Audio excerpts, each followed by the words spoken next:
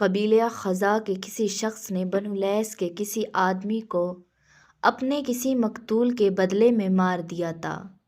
یہ فتح مکہ والے سال کی بات ہے۔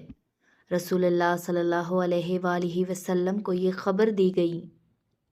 آپ نے اپنی اونٹنی پر سوار ہو کر خطبہ پڑھا اور فرمایا کہ اللہ نے مکہ سے قتل یا ہاتھی کو روک لیا۔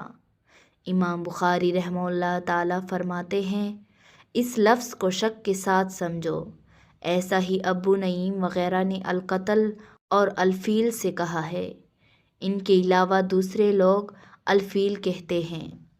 پھر رسول اللہ صلی اللہ علیہ وآلہ وسلم نے فرمایا کہ اللہ نے ان پر اپنے رسول اور مسلمان کو غالب کر دیا، اور سمجھ لو کہ وہ مکہ کسی کے لیے حلال نہیں ہوا، نہ مجھ سے پہلے اور نہ آئندہ کبھی ہوگا، اور میرے لیے بھی صرف دن کے تھوڑے سے حصے کے لیے حلال کر دیا گیا تھا۔ سن لو کہ وہ اس وقت حرام ہے، نہ اس کا کوئی کانٹا توڑا جائے نہ اس کے درخت کاٹے جائے، اور اس کی گری پڑی چیزیں بھی وہی اٹھائے جس کا منشا یہ ہو کہ وہ اس چیز کا تعارف کرا دے گا۔ تو اگر کوئی شخص مارا جائے تو اس کے عزیزوں کو اختیار ہے دو باتوں کا، یا دیت لے یا بدلہ۔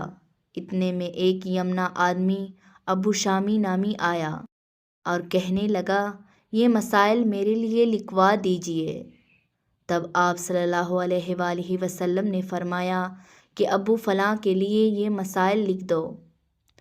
تو ایک قریشی شخص نے کہا کہ یا رسول اللہ، مگر اصغر یعنی اصغر کاٹنے کی اجازت دے دیجئے، کیونکہ اسے ہم گھروں کی چھتوں پر ڈالتے ہیں یا مٹی ملا کر اور اپنی قبروں میں بھی ڈالتے ہیں۔